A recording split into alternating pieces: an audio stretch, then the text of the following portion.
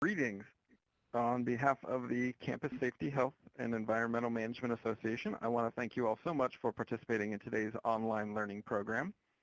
During today's session, we will be learning about some best practices for managing chemical inventory, from receiving to storage to disposal, and why these practices help to ensure compliance with regulatory requirements, and so on. So Shima is very pleased to have our presenting sponsor, ChemSW, providing these insights for our environmental health and safety professionals in higher education with experience as the leading provider of chemical inventory management systems. Before we get started, I'd like to point out a few features of the webinar software. Of course, in the main area of the screen, you can follow along with the presentation materials. Then also along the left-hand side, you will see a chat panel that you can use to submit your questions during the program. So feel free to submit questions using the Q&A area. And finally, if you have any problems, you can call the Shima Central Office phone line at the number in the lower left-hand part of the screen. We are joined today by Ann Seafried, who is a Senior Inventory Consultant for ChemSW with IT expertise in a variety of technical languages, platforms, and concepts. Ann has provided many years of top-level support for ChemSW's enterprise-class customers, including on-site training and implementation services, as well as data migration and initial inventory project management. As a project manager, Ann has provided guidance for and gained experience in resolving the unique challenges faced by higher education in regards to chemical inventory management. So we are definitely looking forward to hearing from Ann today, and at this point I think we're ready to go ahead and turn things over to you. So take it away, Ann. Thank you, Justin. Before I get started, I want to definitely thank everyone for joining us today. We know your time is valuable, and we appreciate you choosing to spend it with us. Today I'm going to discuss the top 5 chemical management best practices, and joining you today for academia is just why are these so important to you. During this presentation I will discuss a number of challenges that arise when it comes to managing chemical inventory, identify the goals of an efficient chemical inventory system, and outline the top 5 chemical management best practices. We found that in order to be in compliance, provide accurate inventory and regulatory reports, or successfully manage chemical containers and their associated safety data sheets, you must have an accurate inventory. Although it's easy to understand why we want to have an accurate inventory, the thought of actually putting a chemical inventory into place can be a very daunting task. It's important to first understand the basic challenges that are faced in terms of chemical inventory management. There are so many questions that come up and that need answers. If someone was to stop by and ask you, would you be able to easily identify all of the materials you currently have on site? Would you be able to provide a total quantity of any material you have, or how the amounts are distributed on campus? In the event of an unscheduled inspection, would you be confident the materials are being stored correctly and have the appropriate labeling? When you have no idea what inventory is in place, it can be extremely difficult to not only answer the questions I just went over, but also to imagine how you would go about changing this. An important thing to remember about the previous set of questions is that these are the basic building blocks of information that could be used to address what I've brought up on the slide here. Whenever you are dealing with chemical inventory, one of the most important requirements is safety and staying in compliance. Many regulations, including both federal and state, are becoming more stringent in terms of how to manage hazardous waste, the chemical security of chemicals on campus, as well as which chemicals are allowed to be on site and in what amounts. Taking control of your chemical inventory helps address those changes while also preparing you for OSHA's transition to HAZCOM 2012, in which the agency has recently adopted provisions of a global harmonized system in the U.S. Hazard Communication Standard. If you don't know what materials are actually on site, how can you confirm the appropriate safety data sheets are available to faculty, staff, and students? Are the users aware of any hazards associated with the chemicals they use? Are the materials reportable, and if so, to who? Oftentimes when a material is reportable, there are limits as to how the chemical can be used and stored, as well as how much can actually be on site. Would you know if you were exceeding any thresholds?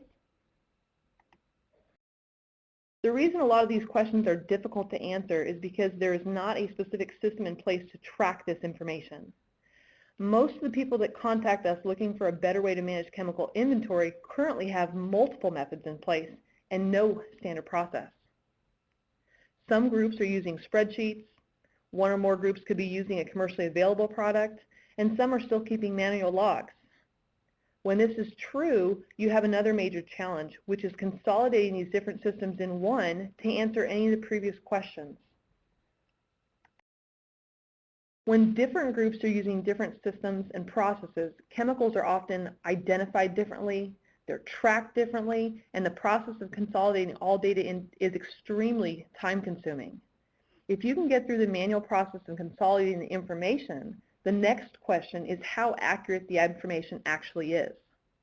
If there's no policy in place to inform keeping inventory up to date, there's no way to ensure that the information collected is accurate at the time it was actually brought together. If there's no accurate data at the time of collection, it'll definitely not be accurate in 2 or more months down the road after the painstaking task of consolidating it. And let's face it, we all know that in university environments, a lot can change in a few months' time. New materials are received, inventories moved from lab to lab, chemicals are used up and then removed. If you do not have a real-time inventory system, how are you ever able to answer the questions regarding your inventory? These are the reasons that chemical inventory can be extremely challenging. To make things even more complicated, academic organizations have an additional set of challenges, as you probably already know. Oftentimes there are more layers of complexity within colleges and universities. There are various departments and groups, numerous research and teaching labs, and sometimes even multiple sites under one organization, so not even being on the same campus. A university has to ensure not only the safety of faculty and staff, but also the constantly changing student body. In academia, there can be limited budget to address inventory concerns, and at the same time, many more channels for inventory to be purchased and especially to be received on campus. You've got to understand that this varies greatly from industry that often has the management in place to put controls so that all orders go through central purchasing and all receipts go through central receiving. With this type of setup, it is much easier to accomplish successful inventory management, but that doesn't mean it can't be done in academia. With such vast inventory and locations, it can be difficult to ensure safety information is available and that chemicals, often hazardous in nature, are isolated, stored, managed, and disposed of correctly. So many times I'm going to have to state this, but when you do not have a handle on chemical inventory, generating and distributing any type of reports, whether they're internal to the people that are the consumers of the information or external to regulatory type agencies, this can be time consuming and practically impossible to do.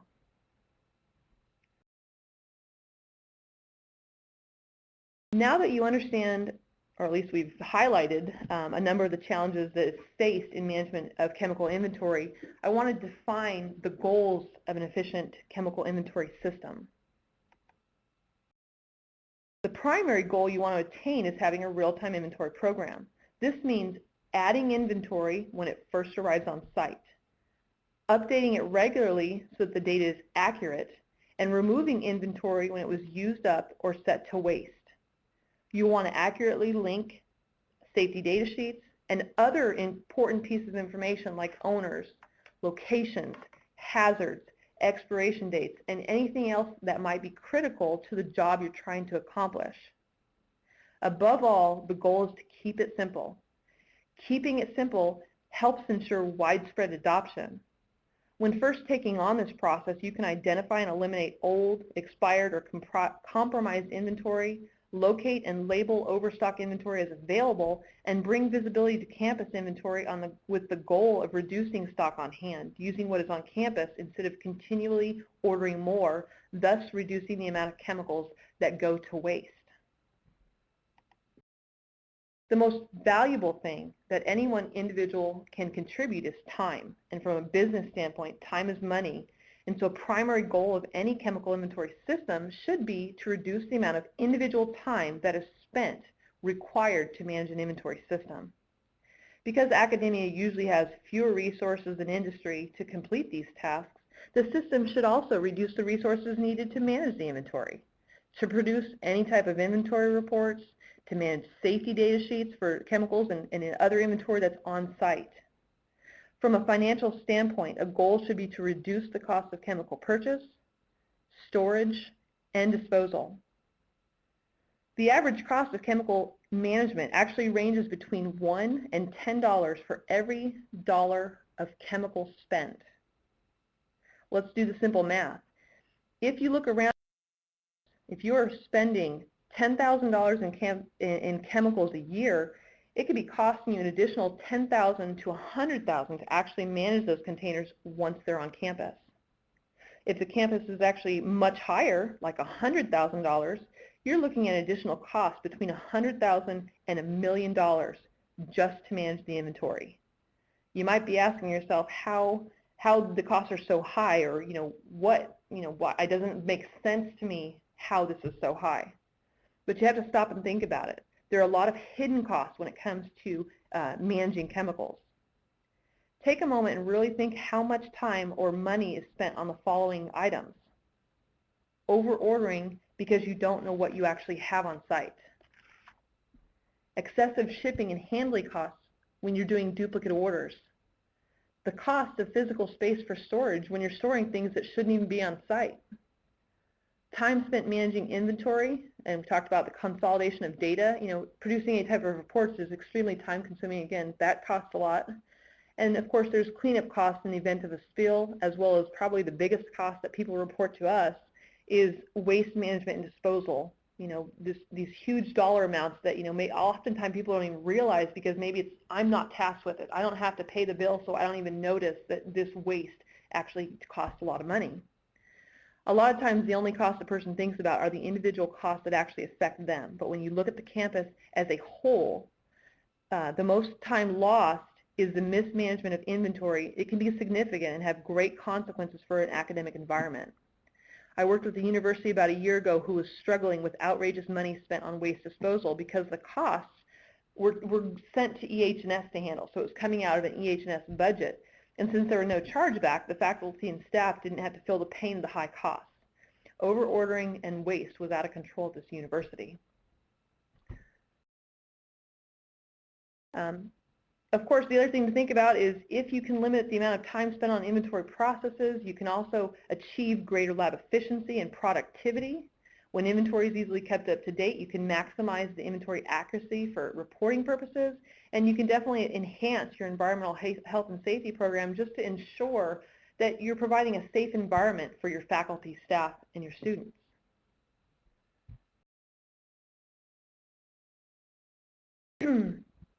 Now that we've discussed lots of different challenges that are faced, especially those that apply specifically to academia, and identified the goals of an efficient system, I want to get ready to talk about why we've come together today, and that really has to deal with how we attain our goals and how we implement an inventory system that's successful. Through many years of experience, I've been doing this job for over 8 years now. I've worked with a lot of organizations in industry and education where we've learned that everyone has the same basic needs and requirements when it comes to chemical inventory management. Knowing what chemicals are on site, their hazardous potential, who is responsible for them, and where they are located. These are the essentials to maintaining a safe campus. And if you can implement a system that addresses these specific items, all other challenges can be resolved.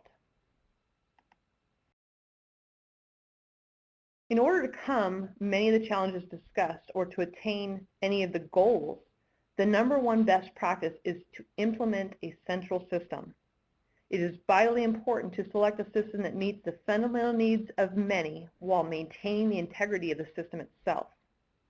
When you have everyone entering data into one shared system, you save time on data entry, minimize the chance of data entry errors, and put visibility on inventory campus-wide.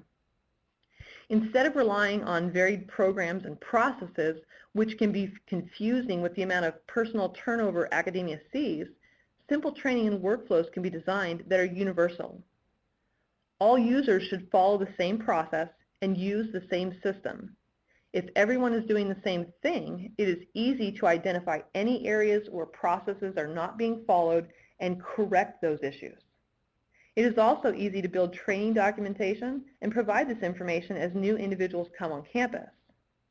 A central repository helps ensure accurate data because information can simply be defined one time, then be reused by various individuals, whether in the same lab or department or across campus at different research groups.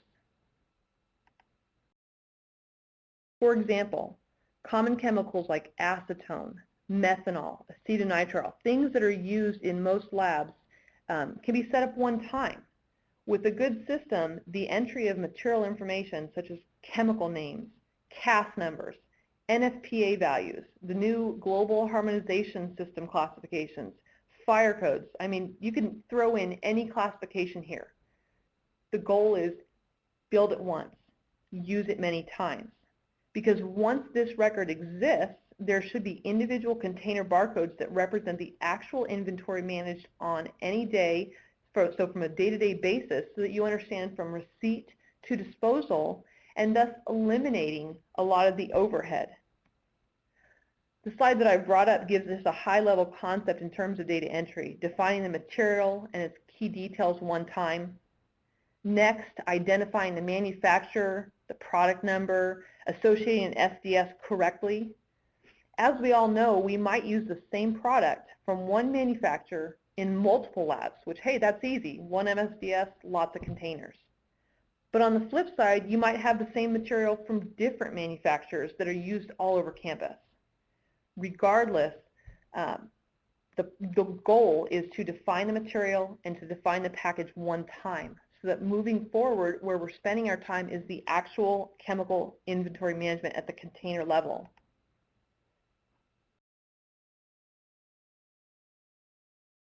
What is managed simply moving forward is the container inventory of these products. Each time a new container is received, regardless of location, all you're simply telling the system is that, hey, we have more. More has arrived, I've identified it, I've put a barcode on it, now we know it's here, I can track it until it's gone, I can remove it from the system. In addition to, I think I'm going too much, sorry, missed a slide there. In addition to time savings, streamlined training and data accuracy, having a central system drastically reduces the amount of time to produce any number of reports. We've talked to a lot of customers, you know, depending on where you're located, are you in the States, are you overseas, you know, there's federal regulations, there's state regulations, there's even county regulations. There might be a variety of different things that apply to your actual inventory. And a lot of times people are like, well, we don't know what the regulations are. And the quick answer that comes back, it doesn't matter what the regulation is. If you know what you have, you can then compare it with any regulation and say, okay, we're in compliance here, we're out of compliance there, fix this issue. Doing so and saving the data in a central system, you know, you're taking out the data consolidation. Things that took weeks or months to complete in the past is now resolved by simply running a report against data that is in one system, already defined correctly and in the same format. So multiple people, multiple locations, pointing at the same record. This is our acetone, this is who it's from, these are the hazards. I run a report, all I do is pull in all the information all over campus, there's my total. Very quick, very efficient. This saves a tremendous amount of time. And once you have a handle on what your inventory actually is, it shouldn't matter what the regulations are or what changes go into effect because you can easily identify these regulations, as I mentioned before, check your quantities, verify locations, and mitigate any issues accordingly. This is extremely, extremely important when we think about what a violation could cost. Organizations like Department of Homeland Security and their CFATS list or EPCRA, a lot of these organizations will impose fines up to $25,000 per day per violation when the chemical amount on site exceeds maximum allowable quantities. So just keep that in mind. We talked about that cost before and how expensive it can be. Once you pass a limit, those fines can skyrocket, and it can be very, very costly. When evaluating solutions for chemical inventory management, be sure to consider how the system will be accessed. The second best practice I would like to highlight is ensuring the system is easy to access and intuitive to use. In the past, people have used manual logbooks, spreadsheets that only exist on a single workstation, or a solution that's installed on a network drive that required you to be at a specific network to access the data. We can all admit that if tasked to do something that is difficult, time-consuming, and limited in terms of where and when it can be accessed, we will find ways to not do it. And that's just, I mean, years of experience. A lot of people, I'm not going to do this if it's too hard to do.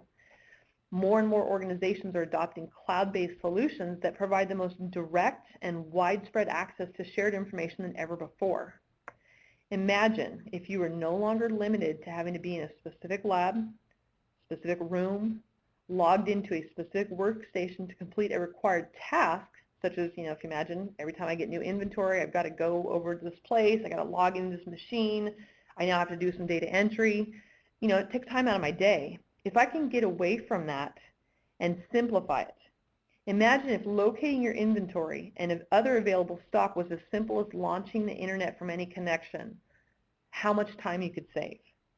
Imagine having the information accessible from any internet connection, whether you're at a workstation, using a mobile tablet, or even just logged in through your smartphone. I just need to check my inventory. Do I have enough? If I don't, maybe someone down the hall does, or there's a surplus of inventory that I can use versus having to place a new order, wait for it to come in, and deal with all the costs associated with that. When a system is easy to use and easy to access, user participation is much greater. Moving forward, we come to number 3, and although I didn't highlight this as number 1, it probably is the most important thing that you should do in order to achieve success in terms of chemical inventory management. It's simple, and I'm going to say it slow. Barcode all inventory upon receipt. Period.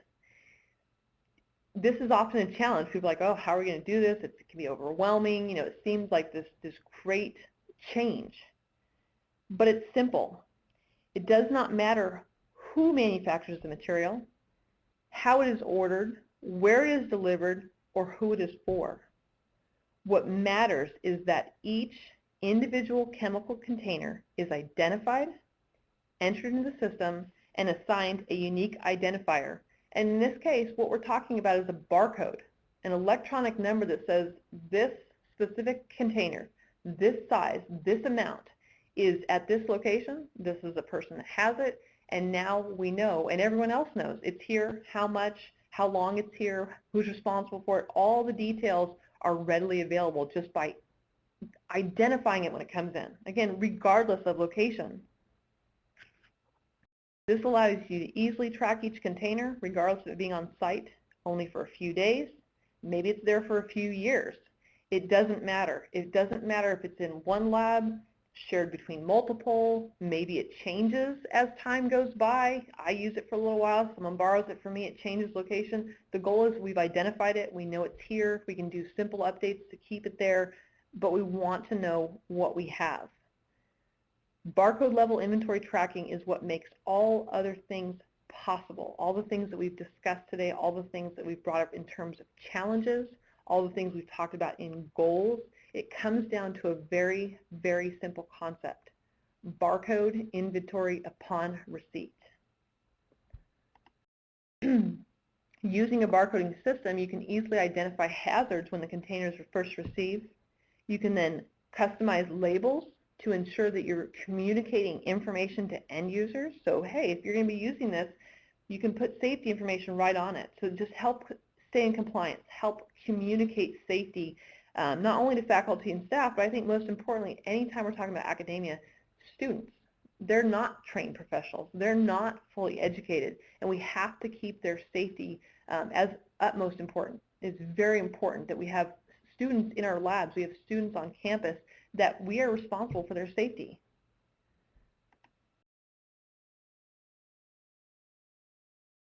The primary purpose of barcoding is so that you can take advantage of barcode technology for fast and efficient updates. A lot of times people are like, yeah, I want to use a barcode, I want to put barcodes on it, but then they don't really understand what that means. How does that apply? And again, what we're doing is we're identifying each thing, we're putting electric barcode on it. So if you can imagine, I can now scan a barcode just to find it. Instead of typing anything, simply scan it. There's no transcription errors. I'm not mistyping anything. I can simply say, bring this up, scan the barcode, and it brings up all the details, hazards, safety, any other documents you want. That also is true of other things, like operation scans. For example, the word open. I've got a peroxide former. It's come on site. Right now it's okay for about 12 months, maybe 18. But hey, once it's opened, it changes. 6 months, 12 months down the road. And we want to make sure we can capture it and capture it simply. So being able to leverage just a quick scan the word open, scan my container, log out, and I'm done. That way, you're tracking things like expired containers. You're putting the date electronically in the system. Because what we don't want to happen, and this is just an example, but we've all seen it, is I open a container, I've been tasked to handwrite an expiration date on it, or maybe it's the open date and I have to put my signature. We've seen all kinds of stuff. And I use it and it goes back in the shelf. Well, time goes by, inventory moves around, 10 other containers get placed in front of that one in the cabinet, 6 months goes by, 3 years goes by. There's issues with containers that are peroxide formers. We don't want them sitting there for 3 years. So if I don't touch that container, if I don't look for it, if I don't come across it, I may not notice the handwritten date. I may not notice the initials of who opened it and when. So when we take that information and put it in a system electronically, you can now just leverage it, letting you know, hey, an email goes out 6 months from now, you get a notification, hey, that container that's sitting behind some stuff in a cabinet is expired and needs to be disposed of. So again, just using simple workflow process to identify and track information electronically. And then of course the other thing, just thinking, inventory is one thing, I barcode my containers, but I can also barcode things like locations and owners. So instead of having to go in and manually search for something and make a physical change, move it from your lab to my lab, I can just do it through simple scans. Scan the word move, scan the location where it's going, scan the one or multiple containers I'm moving, and you're done. Simplify it, remove the typing. We all know that the less keystrokes you have to do, the more efficient we're going to be. There are many workflows that can be implemented. I talked about a couple: moves, locations, open. One of the most important things is disposal.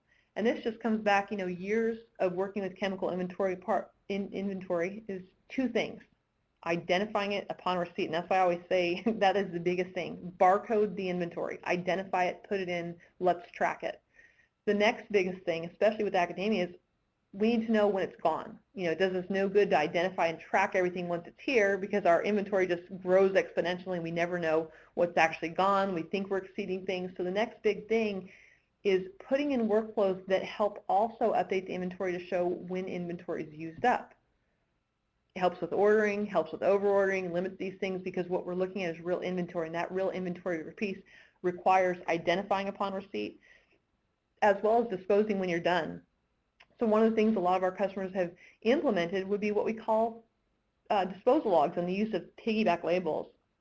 And all that simply means is having a label that's easy to peel back off and setting up disposal logs. And I've got a picture of what a generic one might look like on the screen, but really once you're in the lab, you're doing your work, instead of stopping what you're doing to find a workstation, log in, searching, setting something as disposal, that can be time consuming, it's disruptive, and depending, even if you made the system easy to access, as I mentioned before, it's still time consuming.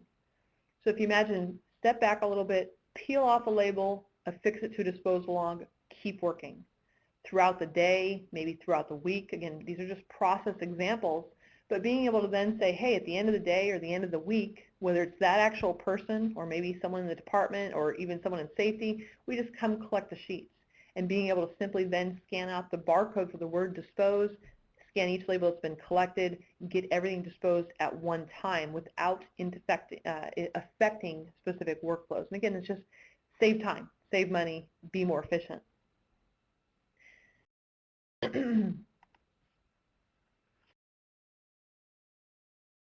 Finally, you're definitely going to want to incorporate both safety and management into the inventory management system. And although I will reiterate over and over again that barcoding is the most important thing, more and more we're seeing that safety has to be involved and management has to be involved. First and foremost, this means knowing that to be successful in meeting both the needs of the consumer, so if you imagine the researchers, the faculty, the students, staff, as well as the EH&S group in terms of reporting and compliance needs, it is critical to have support from the top down. I know it's hard to say, especially, again, this is one of those things that in terms of academia, things run different. It works different. You don't have just simple lines of, who's the boss and who makes the decisions. But this is one of those things that we are seeing change more and more, is having to understand that once upon a time, chemical inventory was something someone talked about. Someone came on site, they thought it was a great idea, so they implemented it in their area. Great. But there's still other areas and different groups. We've got chemistry, we've got biology, we've got maintenance, we've got art. The list goes on. There's all these different places where we could potentially have hazardous materials, and yet we have no way and no enforcement. No one's saying, hey, you have to do this. There are reasons for safety and compliance that we need to know what we have. And it's a simple thing, and it needs to come from the top down. In terms of safety, this means putting a central system into place that identifies all on-site inventory and allows you to correctly classify these materials just one time. Put the data in, set it, review it, and then let our end users use it. And this way, you also can know which lists are they reportable to anybody specific? There's a lot of things that you can answer by simply putting the inventory in place, barcoding it, and that way we can meet those other goals. One of the most important goals in terms of the compliance is associating safety data sheets with inventory, especially as GHS becomes part of our hazard communications for OSHA. The goal is to have one safety data sheet for each unique material that's on campus, regardless of if you have one 1-gram container or 200 1-kilogram containers. I mean, it doesn't matter. The law doesn't state, if you have X amount, then you should have a safety data sheet.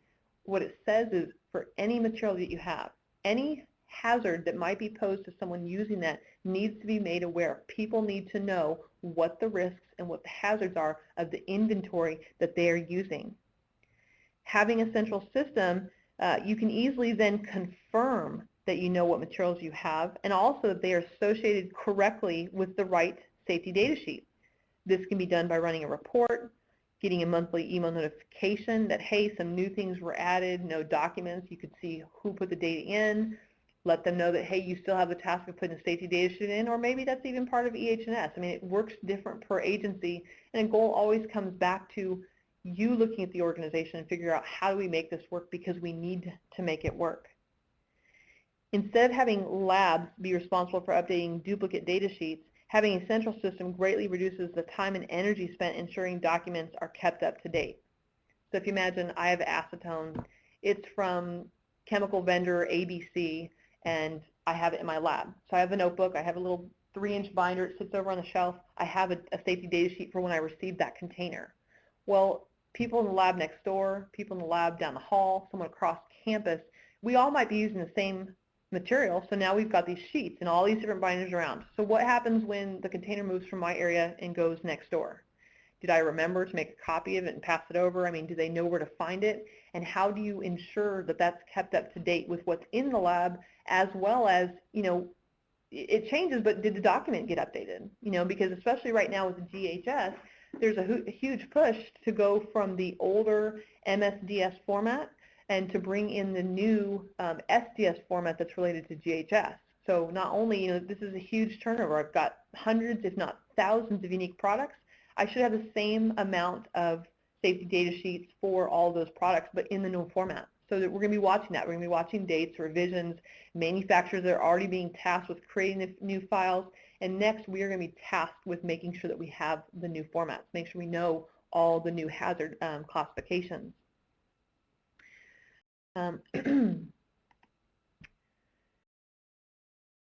When you want to incorporate safety and management into the inventory system, it's very important to make that a priority. First and foremost, this means knowing that to be successful in meeting both the needs of the consumer, again, we're talking about researchers and the end group, as well as safety, is to identify the materials. And this goes back to the build it once, use it many philosophy. If something comes on site for the first time, again, regardless of location, regardless who has it, identify what it is. Put it in the first time. Put in the information. You know, are we talking about NFPA? Have we associated the new GHS classifications? Do we follow HMIS? There's all these different classifications out there. You can put as much or as little in, but the goal is identify at one time. And that just ensures that moving forward, that work doesn't have to be done. If someone else receives it in one or multiple places on campus, they're just receiving against something that already exists.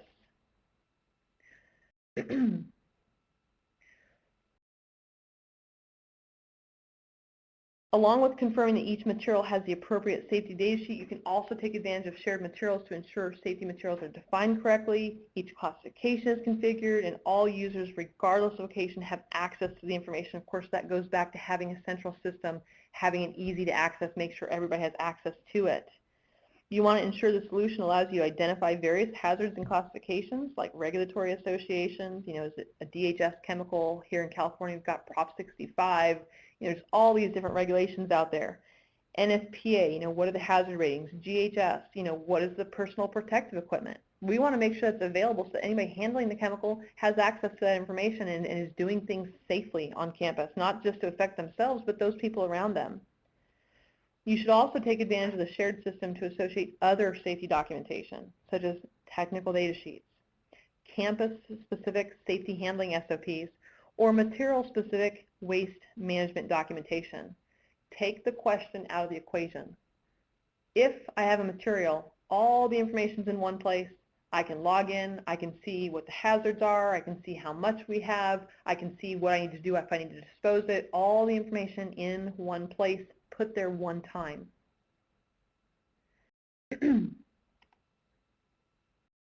By associating all these classifications to each material and tracking all the inventory in one system, you are simplifying the work required to produce any number of reports. A well-defined solution will include the ability to configure a variety of reports, and this will include internal reports for users and also for EHS to just meet basic needs. Things like what a specific user has in inventory. You know, I don't care what you have. I am concerned with what I have. What's in my inventory? Things like, you know, what inventory is in a specific lab or a building, or what does this department have? Or, hey, some of the reports we have to do are campus-wide. What is on campus? Total quantities. As well as some people get into even more. You know, this can be helpful. How much new stuff are we receiving on a monthly basis? So I want a receipts report once a month of new inventory. And hey, it's great to know how much stuff is going out in waste. Let's start identifying it. How much stuff goes out empty? How much stuff goes out partial? What about the stuff that goes out that's never been opened? I ordered it because I thought I needed it. I didn't use it. It sat on my shelf. 6 years went by, time to clean house. So now there's waste cost disposal associated with that information, and there's no way to track it. No one's keeping track of that information. Reports like lab placards that show the hazards at a specific location based on classified inventory, things like that are a little bit more advanced. You know, needing to know exactly what's out there, the highest rated NFPA values, which protective equipment applies once you enter that lab, contact information. Who should be the contact? Is it the lab manager, EHS, making sure that the information is readily available, easy to access, easy to print and update based on inventory as it's coming in, being used up, and being disposed of. There's also other advanced reports. Anytime we talk about total quantities, if anybody out there in the audience has ever had to consolidate data, take a whole bunch of different spreadsheets, and one person puts quantities per container, another person calculates it their own way, when you have to do that consolidation, it can be extremely time consuming because you're trying to figure out, you know, is acetone and 2-propanone the same? Do I report them under the same? Are they, you know, there's all these questions. When you have one system, you're taking that out. And the system can be smart enough to know that if it's a 1 liter or a 4 liter container, 500 milligrams, there's all these different sizes, pints and quarts and ounces. The system has the ability to consolidate all that information at the click of a button. It's just a matter of writing a report and calculating that information, so it's a matter of seconds to get that data, not weeks or months of time. Things like fire code classifications, how much of a specific material do we have in a specific zone that's a flammable liquid or toxic or corrosive. Very advanced reports, very hard to do manually. Let's take that off. Tier 2 reports, things, where the regulation requires that if you have certain materials on site, you have to monitor them. Not only what I have today, of course, if I don't know what we have today because last time I asked for inventory, I know it wasn't up to date, you just took what you had and gave it to me. It's the process of knowing today what we have, knowing what we have tomorrow, so that you can keep track of average and max quantities over the given year. And again, if I know what I have and I know what my limitations are, I can then halt receipt. Hey, we don't need any more of this because once we do, we're then required to report somebody. So it's just being proactive in managing your inventory. And to help streamline the sharing of key information, you can leverage features that allow you to configure notifications within a good program. Inventory changes like the fact that, hey, I've got a campus, I've got 25 buildings, I've got 600 labs. I might be smaller. I might have chemistry and biology with 3 labs. I mean, it doesn't matter what size it is. The goal is I want identification. If Jim Smith over in Lab 1 receives something that's extremely hazardous, hey, he might have got approval for it, but the goal is it's here. I know it. I received a notification. I can make sure that that person in that lab, anybody that's exposed to it, has the information for that new material. You can also let end users know that there's, a container's reached an end of life. So again, that example of a container sitting there, a handwritten note to yourself that you open it on a specific day. If you don't see it, it's not in your face, you don't know, you don't remember. So having it to set to where, hey, the system lets you know once a week, once a month, hey, here's your expiring inventory. Send off a follow-up. Next month it says, hey, this is the step that sat here expired for more than 30 days. That can go to a supervisory group just to let you know, hey, you were notified. We don't want any safety issues, so make sure that this information is addressed. All of these can be configured so that automatically email the information to the appropriate person or group so that you're aware of the information and it can be addressed before it becomes a problem. So the most important thing is safety, keeping safety as our primary goal. Last but not least, get buy-in from the top down. And this is extremely important. Again, being here for 8 years, I've seen a huge change in this. At one point, it was a fun thing to do, for someone, and now it's like, no, we have to do this because, there's all kinds of things going on. Too many safety issues have been captured in headline news around the world recently that are due to the lack of good chemical inventory management and safety practices. I'm sure the group knows. I mean, you could just look in the news, see what's going on. There's all kinds of things out there. And as with the changes we are seeing to regulations, we are also seeing changes in terms of safety culture at organizations. In the past, EH&S was an entity in itself, required to accurately comply with regulations, report to various agencies, ensure safety. But the most important thing about this, and the reason it was hard, is because they did this without the ability to enforce chemical inventory as a requirement of chemical users. And a lot of people we've talked to over the years, that's the problem. EH&S can see the issue. They're the ones that have to deal with the problem, and the outcome of it, they're responsible for signing their name on reports that are often inaccurate, but they have no management behind them to say, this needs to be done for these reasons that we've discussed today. Only from the top down can participation of faculty and department heads be required. You need to recognize we need to keep campus safety as a priority and realize that personnel, equipment, and resources are definitely necessary to facilitate a successful implementation. It takes work. Sometimes people, I really, really want this, but I don't want to do the work to do it. Or we have this great problem and we want to resolve it, but I'm not really willing to put the time or the effort into it. It's a common problem, but we need to identify the problem and we need to know that it does take work, but it can be achieved. And for most organizations in industry or academia, this does require making changes. And this means acknowledging that there's a better way to do things, implementing those changes, and making safety a part of campus culture instead of simply a buzzword. In summary, remember that most issues and challenges that academia faces are due to the lack of management in place for chemical inventory. Implementing a real-time barcoding solution makes it possible to answer the easy questions like what chemicals are on site, who is responsible for them, the hazards that are associated, as well as the more difficult questions such as, are the materials stored correctly? Are any of the materials reportable And if so, to who? And if any thresholds are being exceeded, which is a very important one. Following best practices, any organization can be successful at chemical inventory management. And being successful at chemical inventory management allows you to drive not only inventory system use, but helps mitigate risk and ensure campus safety and compliance.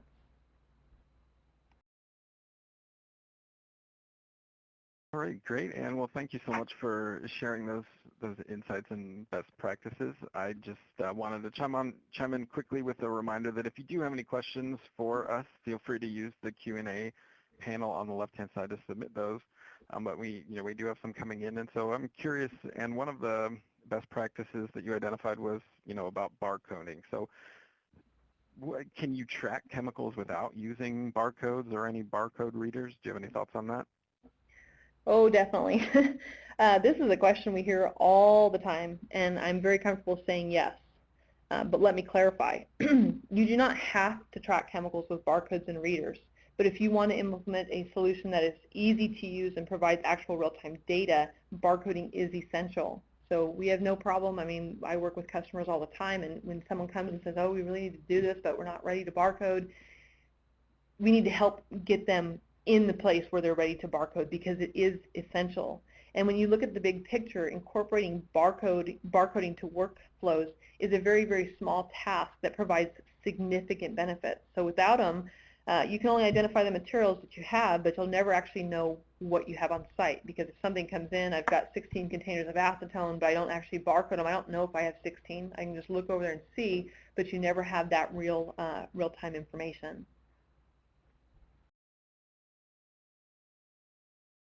Great. What about on the topic of, is it necessary to have central receiving in order to successfully manage chemical inventory? The simple answer is no. This is probably one of the questions that we get faced with all the time, especially when it comes to academia. I think, as I mentioned earlier, a lot of times industrial organizations have an easier path. They can say, this is what we're going to do. Everything's going to go through one point. Everything's going to be received through one point. It's very, very simple. You do not have to have central receiving to successfully manage inventory. I think what's most important is to set up a system that works for your organization, allowing anyone to perform the task, and this can be at one point through central, which from a best practice, we might say that is the best way to go, but I think all of us can imagine why, limiting people that have to do it. The benefit of fully central or departmentally centralized receiving is that you limit the number of people involved, which increases accuracy and integrity of the data, as well as it simplifies the process even further for the masses. Make sure to review how things are currently being done and be open to change. I mean, those are the only things that we can recommend, because a lot of times we talk to people and we're stuck in the, well, this is what we've done for the last 40 years and it works, but then the issue is it doesn't work. That's why we're looking for a solution. So even if you can't implement full central receiving, a lot of places will just choose that maybe it's departmental. Maybe there's lab managers involved. Maybe we can figure something out, or that's a goal to work towards, and for the time being, I'm going to put it on end user. And a lot of times, especially with academia, we've seen a lot of end users be okay with that, because with the change in terms of safety, we're seeing more and more people willing and wanting to make sure that they're being safe, and that involves and is okay with putting an inventory system into place. Great. Great. Thank you for sharing on that topic. So let's say, our EHS professionals do have a central electronic chemical inventory system in place. How can they be certain that their campus is still in compliance with hazardous materials? What's to stop someone else from ordering other material and not putting that into their system? That's a great question. First off, you got to realize that if you have no system, right now you have no idea whatsoever what's really out there. So, it's a great question for moving forward. It's one of those other challenges with putting a system in place, but you're already going to be a step ahead of the game. When you use a central system and you put it into place and implement barcoding, you now have a mechanism that you can use for checks and balances, which I think is extremely important, because if you don't have checks and balances, it's the wild, wild west. A lot of people we talk to do safety inspections on a regular basis, going out and ensuring that, yes, chemicals are being stored correctly, flammables are in cabinets, things aren't just sitting on benches. There's safety checks that we do on a regular basis, and a quick visual check, using a barcoding system, you have the tools just to go through and do a quick scan. I just noticed you have a whole bunch of inventory that's sitting there and it's not labeled. That's a deficiency. That is an out of compliance. You're not doing something correct. That inspection can include questions that address these, doing the visual check, as well as also having reviews and tools to monitor activity within the system to know exactly who is doing what, and more importantly, on the flip side, who is not doing anything. I think that's very important because when we implement a system, those checks and balances have to be in place. We're going to train you. We're going to bring something up to date. Everybody's going to do this. Well, with an inventory system, you can check who's logging in. You can see who's doing receipts. You can see who's doing disposals. And on the same token, you can see who's not. We had a customer a few years back that actually came to us, and they had a specific user who was kind of the screamer, the person that on and on was like, we don't want to do this. I don't want to be involved in the system. It was too much change for that specific user, and they were completely against making any changes and having to take on new tasks. So the company contacted us looking for a way, they want to know, does our system actually track, who goes into the system and what they're doing? And we were able to provide a report, and what was funny is that when that report was run, the complaining user had never actually logged into the system, so they were able to go back and resolve that issue, just by simply, you weren't trained, maybe you're not using a system. We can identify things that aren't happening just by using a central system.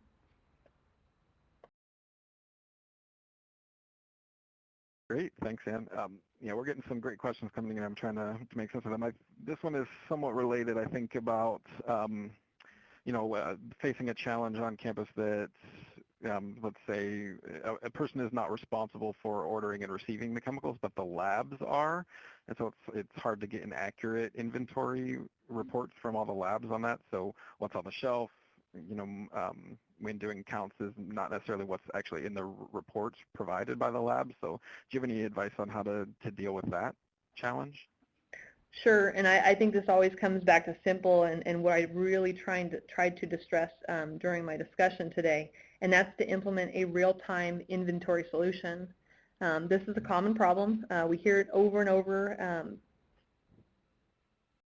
We've even seen it in people in terms of doing tier 2 reports. I've got this thing that I have to do, and it's just easier to just take what I have, look at it real quickly, and say, it's close enough, and just send it in. You're not accurate, but it's too time-consuming. It's too much of a hassle to worry about it being completely accurate. So if you imagine if in my lab, I've come on campus, I'm part of a new lab, they tell me there's this Excel spreadsheet, I'm supposed to put something in it, I'm supposed to document if I take something out, but I really don't do it.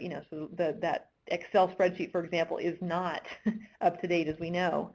On the occasion that you go to that person, you ask for an inventory, they are faced with the reality of knowing information is not up to date. I know my stuff isn't up to date, and I have a choice. And that means either expending my time, which is very valuable, and accurately checking it against the log. So do I check my actual inventory? Do I compare it with my spreadsheet before I turn it in? Or I just kind of visually do a check and say, it's fine, and then I turn it in and it's inaccurate. When you implement a real-time solution that states, enter it when it comes in, remove it when it's gone, and perform efficient audits when necessary, you don't have to ask users for your inventory. You can simply run a report to get the updated list of that user, what's there, and eliminate totally the need for the end user to scramble to get this information together. And that's a benefit to the end user. And a lot of times you have a hard time getting somebody to grasp this, but a lot of people we've worked with, that's the common thing. Inventory takes a long time because it's manual. I have to manually enter a spreadsheet. I've got to type things out. Methyl ethyl death is what my boss always says is the chemical name, because usually they're really long, they're hard to pronounce, there's commas and dashes and all kinds of stuff. It's time consuming. Well, if we take that out, if we put a central system in that, hey, you got your stuff, you put a barcode on it, you have it. If I ask you for your inventory, I don't even have to ask you. I'm just going to log in and say, show me Jim's inventory, show me Ann's inventory, or for this lab or for this department. I can just quickly see what's in there. Another benefit of using barcoding that I didn't even touch on today was the audit process, which is the ability that your lab can have a barcode that represents this is Ann's area.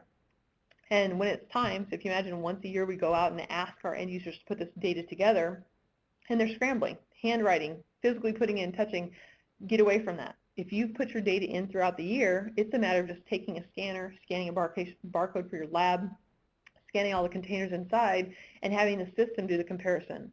This was here, this is missing, update the changes for me so I know we're in compliance, we're out of compliance. A lot of things change, and people put benefits into that. You know, I'm gonna reward you if your stuff is up to date. And the most important thing, I think, is just being able to have simple reports, keeping it simple and up to date throughout the year versus having to spend time collecting that data at one point when you ask them for it. Let's say then in those various labs, what if the researchers may be more interested in, you know, their bench work and less interested in compliance? Do you have any suggestions for strategies that could be used to get them involved in, you know, labeling and inventory and secondary compliant or containment compliance issues? Absolutely, and I think one of the benefits of having worked here for so long and worked with such a wide variety of customers, academic, industry, we've had a lot of feedback, you know, because we keep in touch a lot with our customers to find out, you know, what works for you, what doesn't work for you. And some of our customers have actually implemented some type of rewards into their inventory program. Some have made this part of an annual review. You know, this is part of your job. Again, going back to the getting management involved is understand that sometimes, you know, if my boss comes to me and asks me to do something, I don't get to choose if I'm going to do it or not. And when we're talking about safety, that's extremely important. So making it, you know, this is part of your job. This is part of your review. We're going to be in safety. We're going to do chemical inventory. We're going to keep it simple for you. This saves time, you know, being able to barcode a container and follow where it goes. We need to show the end users the benefit because we understand that the research is important, the labs, the different things that they're doing, very, very important. That's our goal, is to keep it simple for them. But they should also see the benefit of not knowing what they have, because if you know what you have, you can limit your orders, you can work more efficiently, and putting visibility campus-wide also allows people on campus to work as a community. You know, if I have chemicals I no longer need, instead of letting them sit around until they become waste, I can make them available so that other users can borrow and we can share inventory. Again, saving on over-ordering and limiting the amount of materials going to waste can be significant. And time can be saved. If I don't have to wait for a new shipment to arrive, I can save the money from not having to do a new order. Because maybe, and oftentimes, I need 5 grams of something. I don't need to order a whole bottle, and a lot of times people are like, oh, I get the better deal if I buy a pack of 4, you know, but all I'm doing is creating more inventory that's not actually needed. So share the inventory, and there can be incentives for sharing and cutting down on waste management costs. All right, thanks again for that response, and thanks to our participants for sending in some great questions. We are nearing the end of our time together here, so just overall, I'm curious, Anne, if you could share, you know, if there was one thing that we must do above all other things to ensure safe chemical handling and compliance, what would you say that one thing is? I think above all other things, it's vital to implement the real-time barcode inventory system. This is the basis for resolving all the challenges we talked about. It allows you to accomplish shared goals, and it helps ensure the campus safety and security. And I think that's as simple as it is. I mean, I said it multiple times, you know, central real-time, I think, really is the key to answering any of the questions and knowing what you really have, and just making sure that the information is available everywhere. Make it safe. You know, to make it safe, you need to make that information available and very simple to get access to. And I hope that what you took away from this, I hope that's what you took away from this presentation. And I really do appreciate everyone spending an hour of your valuable time with me. It means a lot. All right, great. Well, it looks like we are ready to go ahead and wrap things up for today. If we could all give a virtual round of applause to Anne for sharing some great insights this afternoon, and hopefully our participants definitely enjoyed this session. I just wanted to chime in that within the next day or so, all registrants for the program will receive a follow-up email that includes access to PDFs of the presentation materials, so you'll be able to access some of the information. We'll also include instructions for how to access the video recording associated with today's session, and we'll have an evaluation, that program that you can use to help us continue to improve SHMO's online learning program. So thanks again to everyone who participated and joined us today. Thanks again to our presenting sponsor, ChemSW, and we hope that you enjoyed the session and enjoy the rest of your day. Thanks. Thank you.